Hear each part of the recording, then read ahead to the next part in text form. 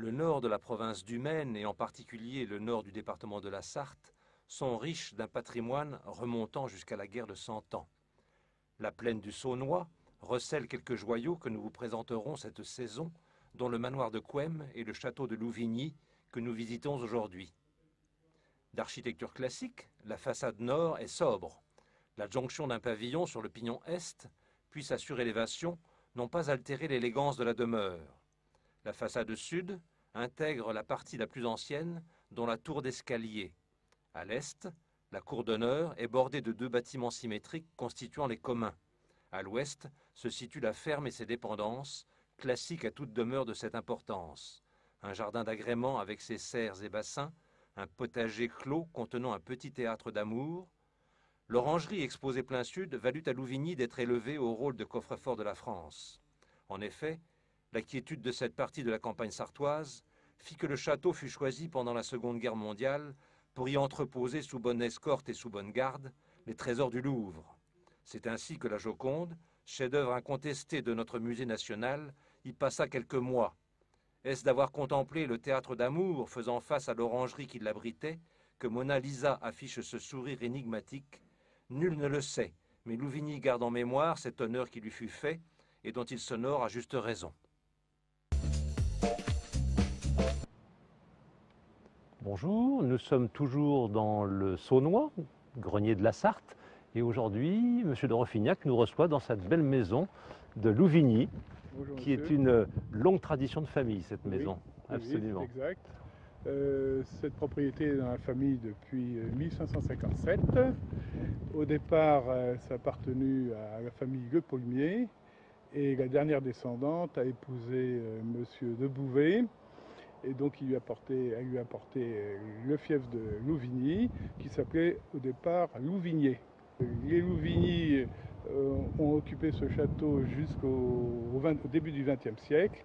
Et après, cette propriété est passée par les femmes au Roffignac. Très bien. La partie la plus ancienne est du XVIe.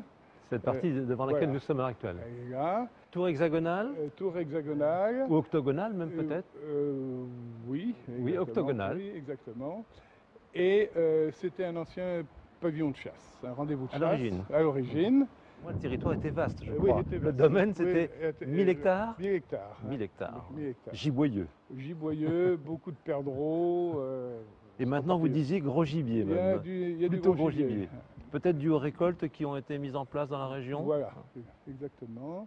Et alors le clocheton a été remanié, semble-t-il. Au 19e. Parce qu'on y voit donc cette horloge de la fabrique Gourdin, célèbre à Maillet dans la Sarthe. Voilà.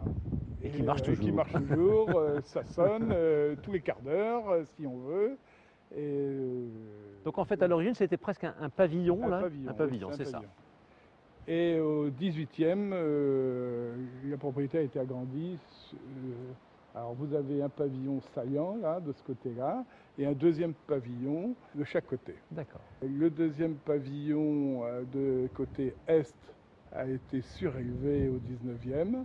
Vous avez donc une toiture qui est en ardoise et une toiture qui a faible pente, oui. avec des lucarnes en pierre. Ah oui, magnifique. Chaque lucarne, quand vous regardez bien, est différente. Oui, elles ont tout un motif différent de travail. Voilà. Alors quand il faut faire les carreaux dans une maison comme ça, et en ce moment je crois que vous êtes dans une période peinture, c'est un casse-tête. Oui. 96 volets, c'est ça? 96 volets. 48 fenêtres. 48 fenêtres. Mon Dieu. Et voilà. Alors on va faire un bond dans le temps, 16e, 18e siècle, Eh bien, et on va voir la façade, qui est la façade nord. Oui, la façade nord. Voilà la façade 18e. C'est une façade, comme vous pouvez voir, en longueur. Elle est sobre. Oui, très. Vous avez deux pavillons aux extrémités.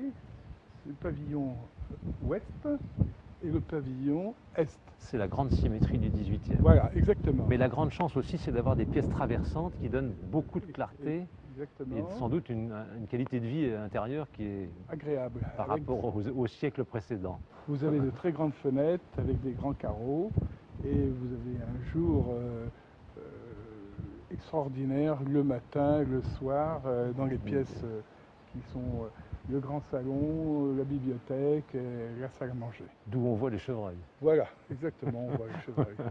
La démarche a consisté à agrandir, élargir, c'est-à-dire qu'il n'y avait que 2 fenêtres. Ah, le pavillon est devenu Oui, symétrique de l'autre, en fait. oui. D'accord. Donc ils ont mis 3 fenêtres et ils ont rehaussé d'un étage, plus une toiture à forte pente. Oui, c'est très pentu, là, oui. Voilà. Vous avez également sur la toiture, qui est en ardoise, des lucarnes Et 7 en lucarnes. pierre, 7 lucarnes. Et on en retrouve les 4 de la façade nord. Voilà. Ça, je vous disais tout à l'heure, ma surprise d'en voir une, mais c'est vrai, je ne réfléchissais pas sur la totalité de la façade. Oui, exactement. Puisque de l'autre côté, il y a toute la partie 16e qui cache en fait l'épaisseur de ces 3 lucarnes-là. Vous avez donc cette propriété qui est entourée d'un parc de 33 hectares clos. Et donc vous avez de la verdure, une pelouse, côté nord et côté sud. Et des accès aux 4 points cardinaux, me disiez-vous. Exactement, des sorties aux 4 coins cardinaux. Voilà. L'entrée principale actuelle, et- c'est l'entrée est, si est, je veux dire, c'est ça. L'entrée est. Et nous arrivons sur les communs, des communs de chaque côté Voilà, du château. toujours la symétrie. Toujours la symétrie. Donc il y a de chaque côté des constructions qui sont à peu près identiques en longueur et en hauteur, avec une toiture en tuiles et des lucarnes en ardoise.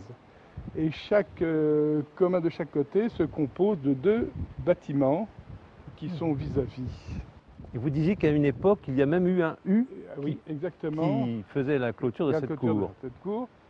Et vous aviez donc au 18e 2 pavillons, dont un était une chapelle et l'autre était pour une remise Oui. d'outils de jardin. Et ils ont été abattus vers 1850 parce que j'ai un tableau qui montre encore ces 2 pavillons. 18e. Oui. 18e.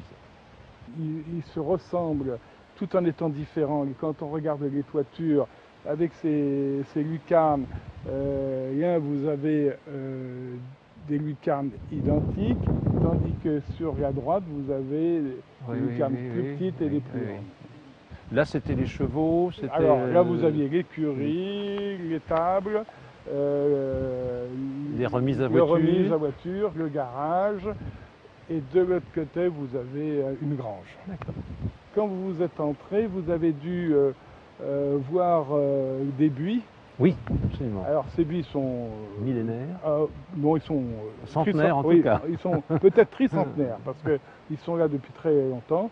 Et j'y tiens beaucoup, et donc on fait attention à ce qu'ils soient quand même bien taillés et pas abîmés.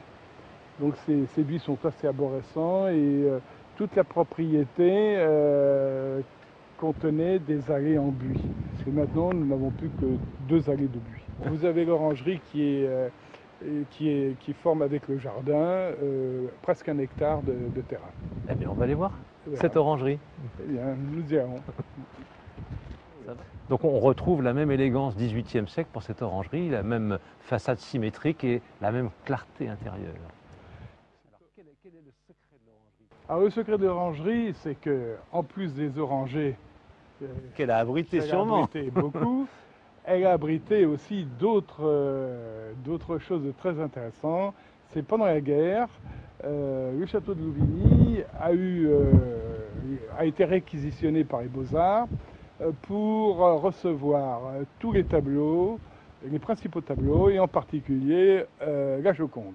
Ah oui, le Louvre était replié sur Louvigny. Voilà, et replié, et donc nous avons eu les tableaux du mois de novembre 39 jusqu'en juin 40.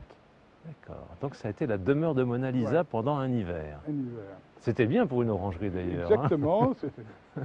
Et ensuite, comme les Allemands progressaient rapidement, en urgence, tous les tableaux ont quitté Louvigny pour aller sur Chambord. et après Chambord, répartis dans tout le sud-ouest. Alors je crois même qu'il y a une vieille personne qui habite le domaine qui a vu Mona Lisa. Exactement, c'est la femme qui servait de femme de chambre de ma tante, de Connac, qui a vu, on lui a ouvert... Un grand privilège. Voilà, on lui a ouvert la boîte, qui c'est- n'était pas très grande, qui faisait un petit 2 mètres, et elle l'a vu, et elle a fait même un petit papier là-dessus. Ah, c'est superbe. Et Belle puis on a histoire. refermé bien vite en lui disant, surtout, Vous n'avez rien vu? vous n'avez rien vu, parce que personne ne le Ah oui, savait. bien sûr. Voilà. Il y en allait peut-être même de sa sécurité à la brave. Exactement. 3 personnes. Voilà. En face de l'orangerie, vous avez le temple d'amour Qui tendait les bras, qui tendait les bras. à Mona Lisa, en Et l'occurrence. voilà, examen. Eh ben, on va laisser derrière nous le temple d'amour et on va retourner vers les armoiries qui ornent l'entrée principale. Alors nous sommes à l'entrée principale du château de Louvigny et en présence des armoiries d'une des familles intermédiaires, me disiez-vous, C'est dans la exact. chronologie. Après les Louvigny, la dernière Louvigny est morte en 1916 et elle a laissé sa propriété à son neveu qui est de Chasseval. Et vous avez les armes de la famille Chasseval, Avec un hibou, avec un hibou qui était l'emblème de la... de la famille Chasseval. Et alors, sur l'autre statue qui orne le côté gauche de l'entrée, c'est la famille qui a suivi, Oui, c'est la famille de Connac, de Connac. Et là, on est avec des armoiries distinctes. distinct, qui est un lion. Bien. Il nous reste à vous remercier de votre accueil, Monsieur de Roffignac, et puis vous dire toute l'admiration que nous suscite cette belle maison, Ben, je vous pour remercie laquelle vous d'être donnez venu. beaucoup de temps, j'imagine. Oui. Et donc, on reviendra prochainement dans le Saunois pour aller au logis du Moulin, qui est donc une très très belle demeure également du XVe siècle, je crois. Oui, ça se trouve à peine 5 km. À peine 5 km, donc territoire riche s'il en est. Oui. À bientôt.